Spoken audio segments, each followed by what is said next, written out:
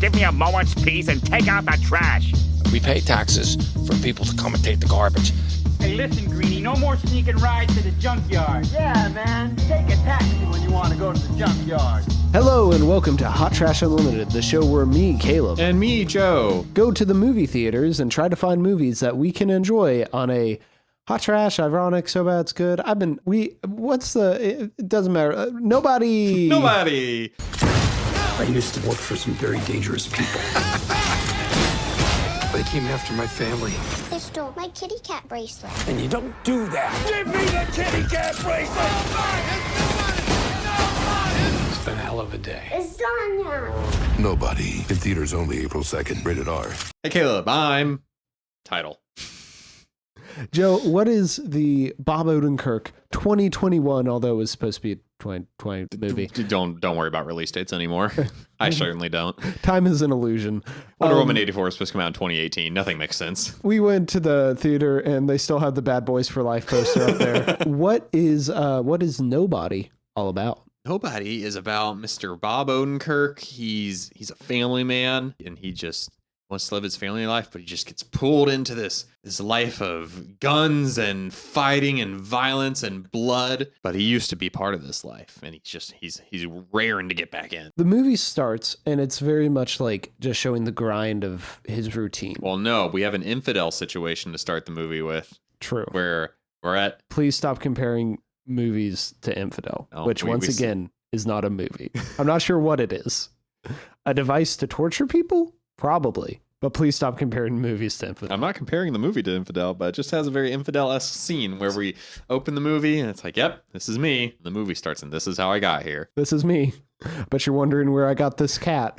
So, he has his day-to-day grind. And then one night, some people break into his house. And he has the opportunity to just bash one of their brains in with a golf club, and he holds back. Everyone's like, you little wimpo. You're a wimp. I would have gone for it, man. Me, my neighbor. Yeah, I would love to punch some thugs. I'm your brother-in-law. He has an unregistered gun. First, I'm going to pull a gun on you at work. With the safety off. Point it at you, directly at your head, and then be like, here, it's yours. And then just something breaks. And he's like, okay, I've had enough. And he just goes out. No, it's not something. It is his daughter cannot find her kitty cat bracelet.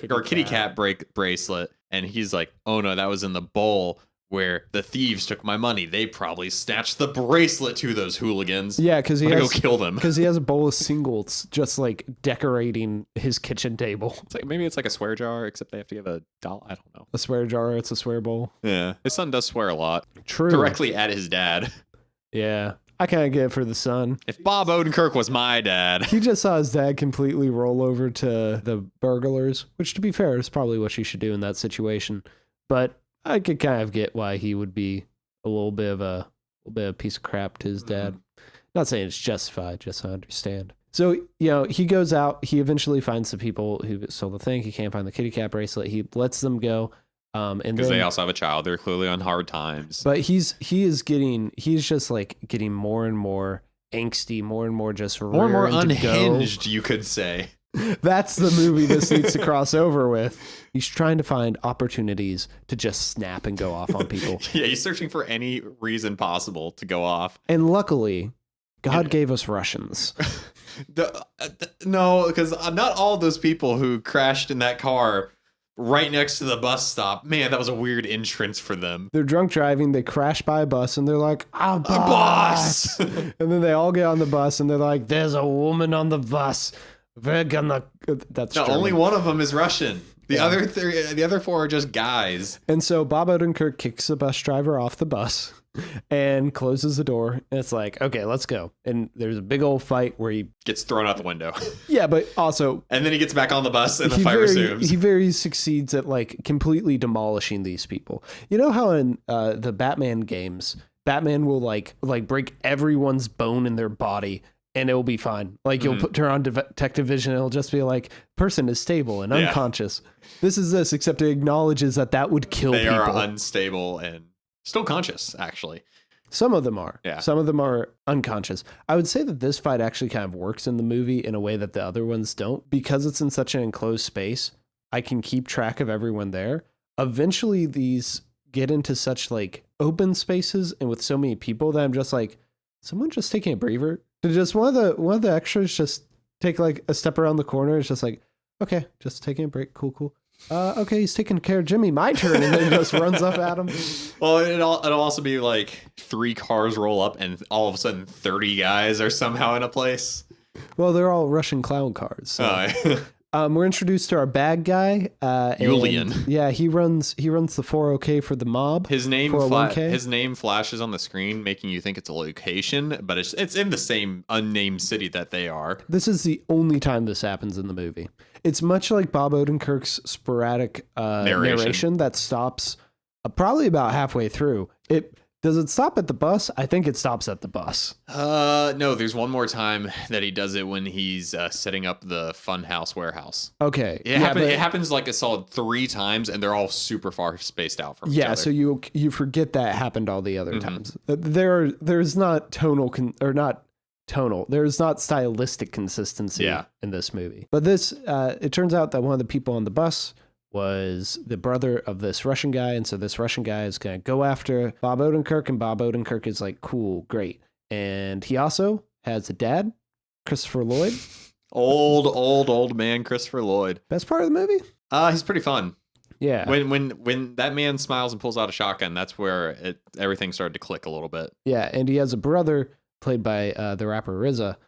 For a while, you just think that he's going to be they're going to talk to each other through the shortwave radio, but then he actually shows up. He's practicing trumpet all the time. Yeah, he's just standing beside there all day, hoping that Bob Odenkirk will turn his on and they can have a conversation. But, from there, it's this kind of back and forth between Bob Odenkirk and the Russian mob, and then eventually it ends with this big old fight in this, quarry/factory. It's a warehouse. Yeah. It looks just like a metal shop warehouse. And it's between Bob Odenkirk has turned into like a fun house. Yes, he's many home alone weird death traps. And it's Bob Odenkirk and Lloyd and RZA, and then it's them against everyone else. And that's the best part of the movie. It's the best action scene. Yeah. Although I did also enjoy Bob Odenkirk burning down all the Russians' money. Yeah. Mainly Taking because the Peyton. Yeah, mainly because it's like a well choreographed, well edited. But then there's this part where he kind of stops and looks at all the Russians' like collection of art, and then you just see the next shot. He's just walking out of the building with a Van Gogh. Yeah, I was like, is it a Van Gogh? Because I recognize that painting. And it's his bedroom. Yeah. Yeah. I'm pretty sure that one's in the Louvre, but for the purposes of Bob this Odenkirk movie, has it now. That's it. I don't have much to say about this movie other than summarizing it. However, you, Joe, you walked out of the theater and you made a bold statement. You want to repeat that? I think this movie is hot trash. No, you didn't just say hot trash. You said this is the perfect hot trash movie. See, maybe that's a little bit of an overstatement. Maybe after the drought of hot trash that we haven't had, and then going back to theaters and seeing this monstrosity that I really didn't click with at first, and then, I still didn't click with it, but I started enjoying it. I think that's what made me like, yeah, this is hot trash. Maybe not the perfect hot trash movie, but a prime example. Yeah, what sample of it? Like if you're in a Sam's Club or Costco, and someone's like, "Hey, you want to try out hot trash?" And you're like, "What's hot trash?" And it's like, and they hand you a DVD of Nobody. DVD of Nobody. I don't know. Because this is very in line with like a kind of like a John Wick type movie, and I enjoy those movies. So it's not as good as the first 2 John Wicks, I'd say. I think it's so much sillier just because they throw so much at you so quick and expect you to just roll with it. I didn't even consider it kind of to be hot trash. I'm just like, oh yeah, this is succeeding at what it is. But I guess, yeah, there is some hot trashness here. That entire like opening montage of like his day-to-day meandering life, but it starts to be the same scenes over and over. It's like, I get what you're going for, but this is hilarious. This probably took 5 seconds to get all these shots. Because, all right, Bob, can you walk through this doorway 10 more times? Well, and then the whole kitty cat bracelet thing. He's screaming. That's just... Well, and like I fully believe that he and everyone else here knows how ridiculous that sounds. Oh, he definitely he funded this. Did you see it? Was like there was a he produced it. It was Odenkirk like Productions or something like that. Yeah. Like this was I want to be cool. I think he trained for like 2 years to get into shape for this or something like that. Yeah, I think I read that somewhere. I wouldn't have pegged it for hot trash. just because I think I was so in tune with that genre that they're kind of aping off of. Yeah, I'm not at all. But I think they're ramping it up. Where like John Wick still takes itself relatively seriously. This just is like, nah, let's not do that. No, once it gets to Christopher Lloyd brandishing a shotgun in his retirement home, that's when it just like, okay, we're just going to have fun now, no matter how goofy it is. Yeah. Old man Christopher Lloyd is going to take down all these Russians and be fine. Oh, yeah. I was so worried for him Yeah. in the finale, and I'm like, oh, they're going to try to pull out some emotion from me by having him die off. But no, this isn't worried about pulling emotion from you. Like, This one's Bob Odenkirk and Christopher Lloyd and RZA to be cool. and to me, it's a very much a turn your brain off movie, not in the sense of like any of the logic of the movie, because it's just normal action movie logic. It makes me turn off my moral compass because I'm like, man, Bob Odenkirk is just as bad as everyone he's killing. Well, That's fine. You know, all those drunk people on the bus, yeah, they're probably not the most lawful good to enter that bus, but they certainly hadn't done anything wrong at that point. I think besides drunk driving. I think if we're going on the alignment chart here, then we have to put Odenkirk at lawful evil. He is working within the bounds. He has like moral like lines that you have to cross before he'll do it. But once you cross that line, he is going to hunt you down. Orgasmically delight in destroying you. Yeah, it's for my family. You see, you don't go after a man's family. This wouldn't have worked if it wasn't for Bob Odenkirk. I really think he has just a certain, like, both the meta level of it being Bob Odenkirk and doing this is kind of funny and charming. But I also think he knows how to play this kind of everyman type character. And to see him kind of lose control of that and just turn into a psychopath on screen. For sure. It's, yeah, if anyone else had done this. Well, I mean, and even him doing it, like, saw it with Alex. It didn't click for him. Yeah. Alex went to see the movie with us. He's actually in the room with us right now. I am. But Alex, you don't know who Bob Odenkirk is, or you just don't care about him? Spin that thing around. No, I know who he is. I don't like know enough of his stuff. I am sure he is a fine actor. I mean, he's had a very successful career so far, so it's absolutely nothing against him. It's just, it's a bad movie. And I think that's the voice of reason in our podcast. Yeah. And I think a good place to end it. Do you have anything else to say, Joe? No, just another one of the variety of things that started making me, it's like, oh, it's becoming hot July. I could see the garbage can being lit aflame as the movie went on. When they pull the same, I'm talking to a guy that's dying and the guy dies before I finish my weird backstory that I'm giving them. That happens twice. Like one after the other too. Yeah, I'm comfortable calling this a hot trash movie. I'd also understand if people just said it was good. And I'd understand if people said it was bad. I definitely understand that one.